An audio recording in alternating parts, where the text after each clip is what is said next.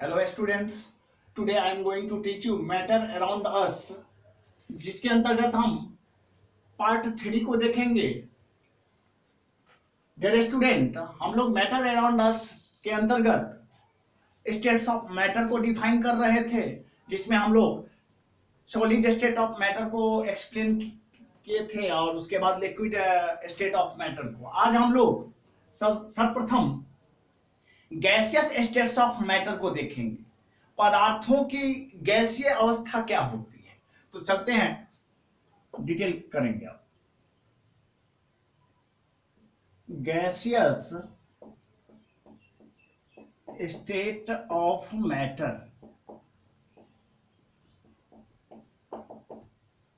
पदार्थों की गैसीय अवस्था। इस अवस्था में पदार्थ के कौन कौन से गुण निहित हैं, पदार्थ के पार्टिकल्स के कौन कौन से गुण काम करते हैं, उन प्रॉपर्टीज को हम लोग देखेंगे।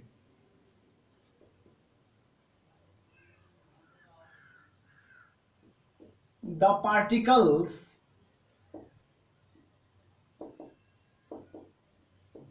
Of gaseous matter have indefinite volume and shape। सभी गैसीय कणों के, जिससे गैसियस मैटर का निर्माण होता है, उनके कणों का वॉल्यूम, आयतन और शेप, ये दोनों के दोनों इंडेफिनिट होते हैं। यही चीज हम लोग सॉलिड और लिक्विड में एक इंडेफिनिट, डेफिनिट, फिर दोनों के दोनों डिफिनिट, और यहां हम देख रहे हैं गैसियस स्टेट में ये दोनों के दोनों इंडेफिनिट होते हैं। मतलब गैसियस पार्टिकल के आयतन भी अनिश्चित और आकृति या स्वरूप भी क्या होते हैं, अनिश्चित होते हैं। अब हम दूसरे पॉइंट को देखेंगे। The gaseous particles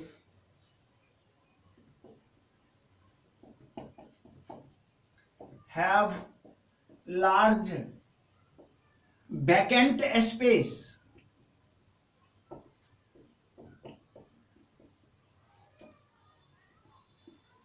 amongst their particles।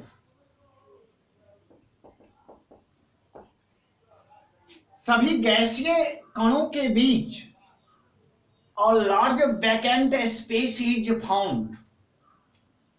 इनके कणों के बीच में जो स्पेस होता है वो बहुत ज्यादा माना जाता है। एक एक डॉट यहां, एक डॉट यहां, एक डॉट यहां, ये पार्टिकल्स का मूवमेंट है। मतलब अलग थलग एक दूसरे से सेपरेट ये रहते हैं, और ये साबित करता है कि इन कणों के बीच में आपका जो है बहुत ज्यादा वैकेंट स्पेस मौजूद होता है, इसलिए इसके पार्टिकल्स मूव चारों दिशाओं में कर सकते हैं।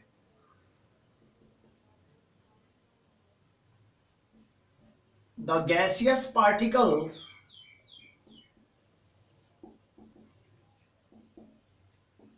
have a rapid and random motion, rapid and random motion। इनके कण बहुत ही तीव्र गति से एक दूसरे से क्या होते रहते हैं, टकराते हैं और फिर सेपरेट हो जाते हैं। ऐसा इसलिए होता है क्योंकि इनकी गति आवश्यकता से अधिक होती है और उस गति का कोई डायरेक्शन फिक्स नहीं रहता है। So such motion is referred as random motion. वैसी गति जिस गति का कोई निश्चित दिशा या डायरेक्शन फिक्स नहीं होता है, रैंडम कहलाता है। डियर स्टूडेंट, रैपिड से तो हम यहाँ जानते हैं, रैपिड मीन्स तीव्र होता है। मतलब गैसियस पार्टिकल्स अत्यंत तीव्र गति से मूव करता है, और साथ ही साथ उनके मोशन जो होते हैं सो रैंडम होते हैं। मीन्स उनकी गति का कोई ठिकाना नहीं रहता है। फिर the gaseous particles The gaseous particles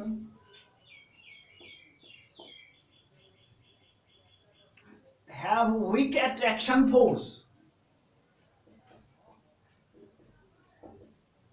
Weak attraction force मतलब इसके पार्टिकल्स के बीच में, इन गैसियस कणों के बीच में अट्रैक्शन फोर्स या आकर्षण बल मतलब बंध जो होता है, पार्टिकल को एक दूसरे से पकड़ने की जो क्षमता होती है अत्यंत न्यून मानी जाती है। यही चीज सॉलिड में हमने ज्यादा अट्रैक्शन फोर्स देखा, उससे कम अट्रैक्शन फोर्स लिक्विड सबस्टेंस में देखा, और जब हम गैसियस सबस्टेंस की चर्चा करते हैं तो वो अट्रैक्शन फोर्स और भी क्या हो जाता है, लूज कर जाता है। डियर स्टूडेंट, ये तीन के तीन स्टेट्स हम प्रीवियस क्लासेस में भी पढ़ चुके थे, लेकिन यहाँ जो कि आपका क्लास 9th का साइंस है, यहाँ हम पदार्थों की 5 अवस्थाओं को जानेंगे। तब उसके अंतर्गत हम गैसियस स्टेट के बाद अन्य 2 स्टेट्स की और चर्चा करेंगे, जिसमें से हम एक को प्लाज्मा स्टेट कहते हैं और दूसरे को बोस-आइंस्टीन कंडेंसेट, या in short form it is referred as BEC, where B indicates Bose. Bose means Satyendra Nath Bose, जो कि हमारे देश के प्रख्यात फिजिसिस्ट, प्रख्यात भौतिकविद माने जाते थे।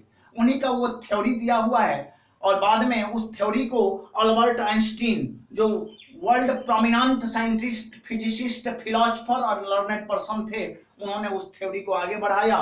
जब दोनों एक दूसरे से मिक्सअप हुआ तो उस थ्योरी का नाम, उस स्टेट्स ऑफ मैटर को नाम दिया गया बीईसी, जिसको हम डिटेल में कहते हैं Bose Einstein condensate.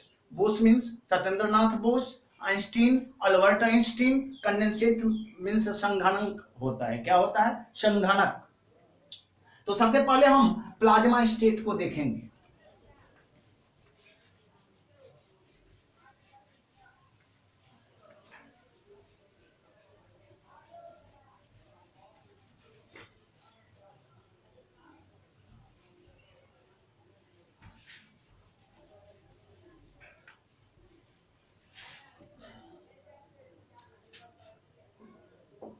Plasma state of matter, plasma state of matter.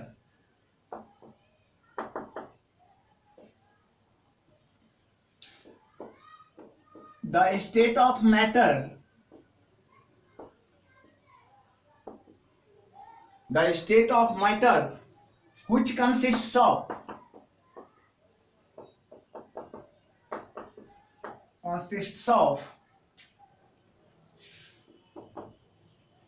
ions and electrons. The state of matter which consists of ions and electrons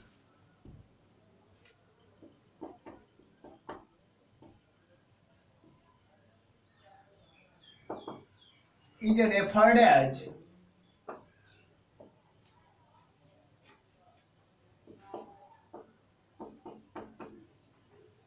plasma state of matter.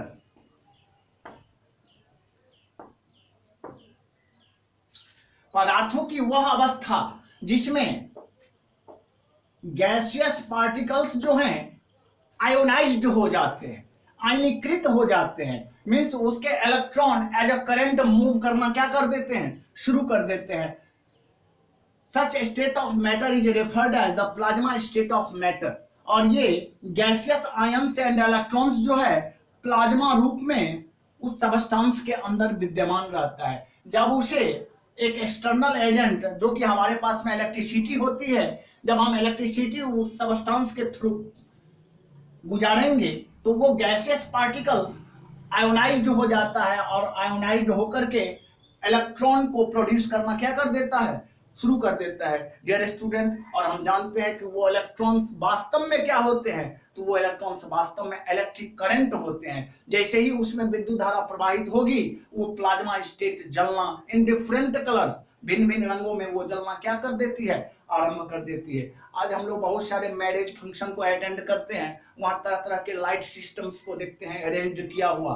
वो सबका सब light system the state of plasma state of matter कहा जाता है। हम जितने LED bulb अपने घरों में जला रहे हैं वो सब का सब प्लाज्मा स्टेट ऑफ मैटर होता है। डियर स्टूडेंट, हम देखेंगे इस स्टेट ऑफ मैटर के पास में कौन कौन से गुण विद्यमान होते हैं।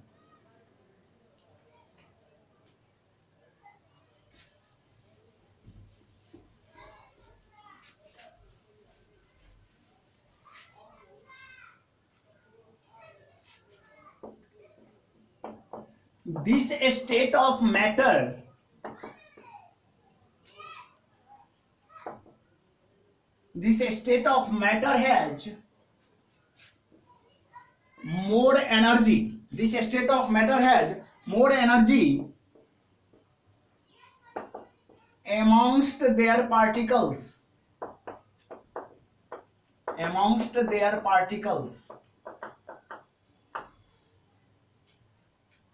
पदार्थों की इस अवस्था में, जिसको हम प्लाज्मा स्टेट ऑफ मैटर कहते हैं, इसमें बहुत ज्यादा शक्ति निहित है। लेकिन सबसे बड़ी बात है जो हम इस एनर्जी का उपयोग कैसे करें। डियर स्टूडेंट, ये एनर्जी हम तब उपयोग में ला सकते हैं जब उस प्लाज्मा को हम आयोनाइज्ड कर दें किसी भी माध्यम से। डियर स्टूडेंट, ऐसा हम प्रायः देख रहे हैं, हमारे यहाँ नियॉन बल्ब है, फ्लोरोसेंट ट्यूब है, ये सब के सब प्लाज्मा स्टेट को फॉलो करते हैं। मतलब जीरो टॉलरेबल है, ज्यादा उसमें बिजली की खपत नहीं होती है और प्रकाश भी हमें अच्छा प्राप्त होता है। For example, neon bulb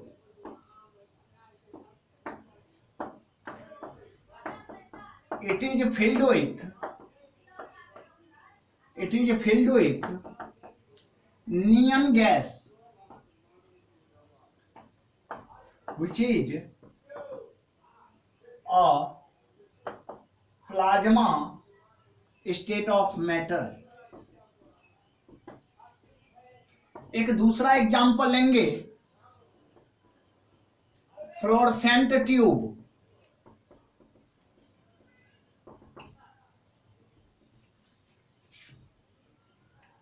It is filled with helium gas,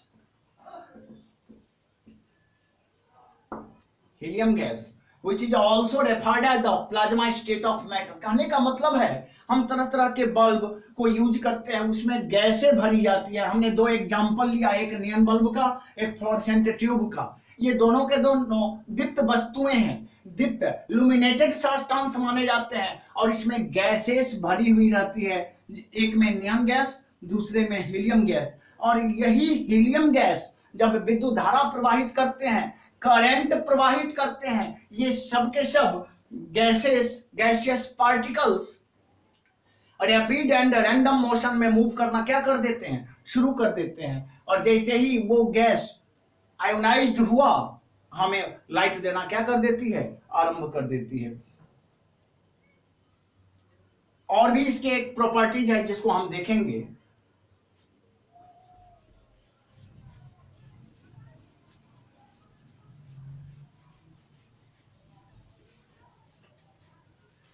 dear student, जितने भी प्रकार के हेवनली बॉडी, चाहे आपका वो सन हो, स्टार हो, बहुत सारे प्लैनेट्स हैं जिनको कि हम नंगी आंख से सुबह और शाम के समय में देखते हैं, कैसे वो कैपेबल बना देते हैं, हमारी आंख कैसे उनको देख लेती है, सुपरविजन कर लेती है। उसका कारण है क्योंकि इन सारे हेवनली बॉडीज के पास में भी कौन सा स्टेट्स ऑफ मैटर मौजूद होता है। डियर स्टूडेंट, उसे हम प्लाज्मा स्टेट ऑफ मैटर कहते हैं। सभी प्रकार के हेवनली बॉडीज के पास में भी कौन से मैटर मौजूद होते हैं, plasma state of matter.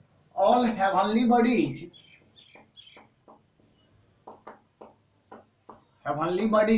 lit up due to presence of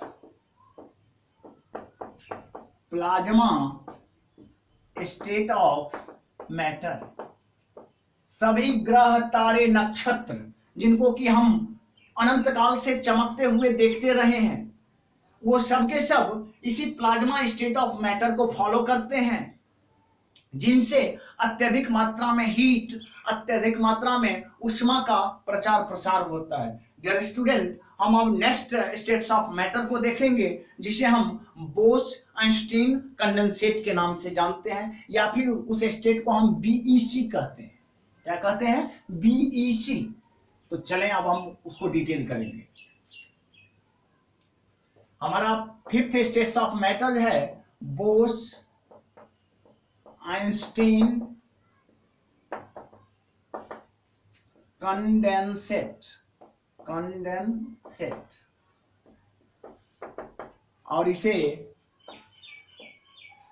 short form में हम कहते हैं बीईसी, बोस आइंस्टीन कंडेंसेट। यहां बोस रेफर कर रहा है सत्येंद्र नाथ बोस, जो कि इंडियन साइंटिस्ट एंड फिजिसिस्ट थे। वहीं आइंस्टीन इंटरनेशनल लेवल के फिजिसिस्ट और साइंटिस्ट थे। डियर स्टूडेंट, अब हम इस टॉपिक को डिफाइन करेंगे। The great Indian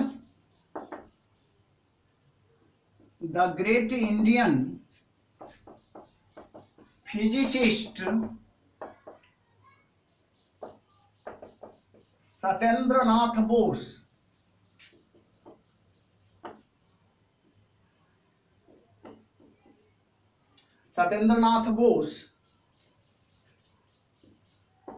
stated first about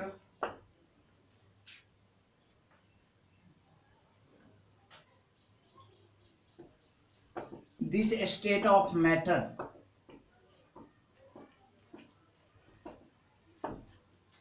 इस बॉस आइंस्टीन कंडेंसेट के बारे में जो सबसे पहला थ्योरी दिया गया, वो देने वाले कौन थे? तो the great Indian physicist Satyendra Nath Bose. इन्होंने ही सर्वप्रथम बताया कि पदार्थ की चार अवस्थाएं नहीं, बल्कि एक पांचवी अवस्था भी होती है, जिसे हम बोस आइंस्टीन कंडेंसेट के नाम से जानते हैं। इनके जाने के बाद, इनके दिए हुए थ्योरी को अल्बर्ट आइंस्टीन ने डेवलप किया, और जब डेवलपमेंट उस थ्योरी का हो गया, तब मिक्सअप रूप में दोनों थ्योरी को बोस आइंस्टीन कंडेंसेट के नाम से जाना जाने लगा। अब हम देखते हैं, after SN Bose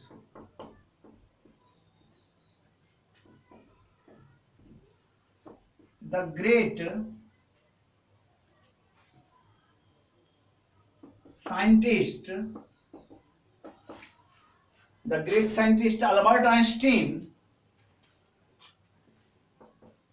Albert Einstein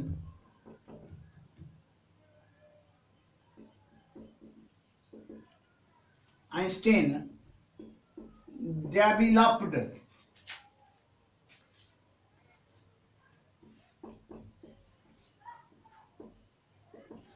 this theory। Satyendra Nath Bose के जाने के बाद इस थ्योरी को किसने डेवलप किया? अल्बर्ट आइंस्टीन ने। So this theory is commonly known as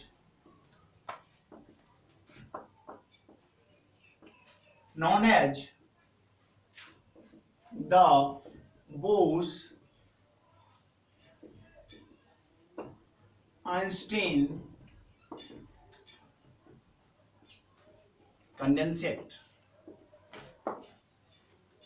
चूंकि सत्येंद्र नाथ बोस के बाद इस थ्योरी को आगे विकसित अल्बर्ट आइंस्टीन महोदय ने किया, so this theory is commonly known as the Bose Einstein condensate. Dear student, अभी पदार्थ की इस पांचवी अवस्था का अस्तित्व तो पूरी तरह से हमारे सामने में आया नहीं है। इन फ्यूचर हम लोग इसका उपयोग करेंगे।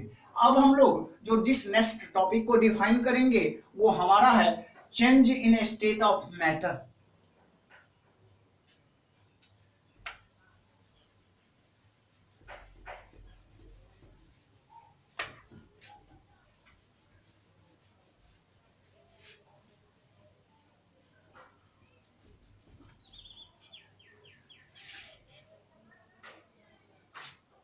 अब हम जिस पॉइंट को देखेंगे वो है change in state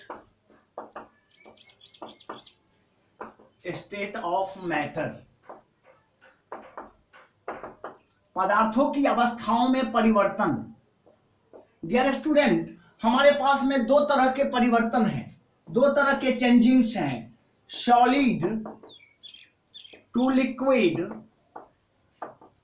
and finally into gases. और दूसरा जो हमारा चेंजिंग है वो है from gases to liquid then in solids. ये दो तरह का हमारा चेंजिंग है। हम दो तरह से पदार्थों के स्वरूप में परिवर्तन ला सकते हैं, from solid to liquid and then liquid to gases. और दूसरा हमारा जो स्टेप है from gases to liquid and again liquids to solids. ये दो अवस्थाओं में हम चेंजिंग को देखेंगे। इसको शुरू करने से पहले हम सबसे पहले एक टर्म को थोड़ा जान लेते हैं। वो टर्म क्या है मेरा? तो काइनेटिक एनर्जी, जिसे हम गतिज ऊर्जा कहते हैं। इस गतिज ऊर्जा से मतलब है पदार्थों के पार्टिकल्स के बीच में किस तरह का मूवमेंट है। डियर स्टूडेंट, कणों के बीच में जो मूवमेंट होता है एक्चुअली में वही काइनेटिक एनर्जी के रूप में दर्शाया जाता है। इस काइनेटिक एनर्जी का क्या प्रभाव पड़ता है पार्टिकल्स पर, उस पार्टिकल्स को देखेंगे। Attraction force of particles. इधर हमने काइनेटिक एनर्जी को लिखा जो कि पार्टिकल्स में ही मौजूद एनर्जी है, और इस एनर्जी के घटने या बढ़ने से पार्टिकल्स के अट्रैक्शन फोर्स या आकर्षण बल पर क्या प्रभाव पड़ता है उसको जानेंगे। Dear student, when kinetic energy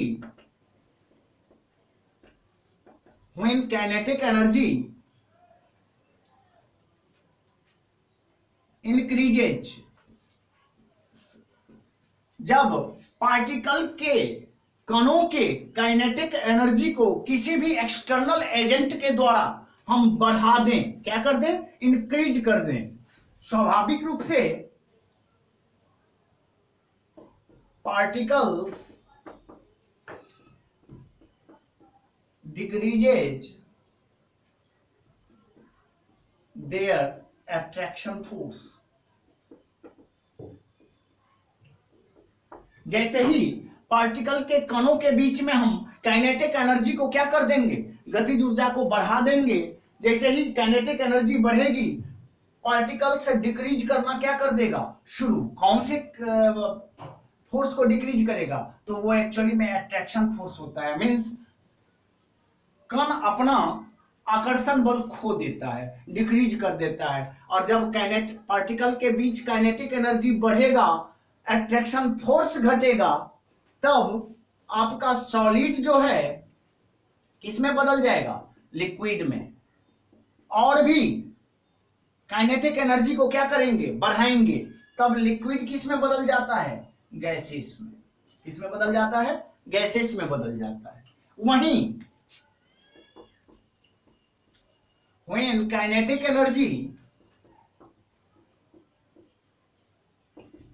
decreases, जब हम पार्टिकल के कणों के काइनेटिक एनर्जी को घटा देंगे, क्या होगा? Particles increases their attraction force। जब पार्टिकल्स के कणों के काइनेटिक एनर्जी या गतिज ऊर्जा को हम घटाएंगे, लूज करेंगे, स्वाभाविक रूप से पार्टिकल्स के बीच का अट्रैक्शन फोर्स बढ़ जाएगा। क्या हो जाएगा? बढ़ जाएगा। ये दो स्थितियां हैं। डियर स्टूडेंट, टॉपिक थोड़ा बड़ा है, हम लोग अब यहीं इसको समाप्त करते हैं। नेक्स्ट वीडियो में हम फिर चेंजिंग स्टेट्स ऑफ मैटर को देखेंगे। तब तक के लिए धन्यवाद।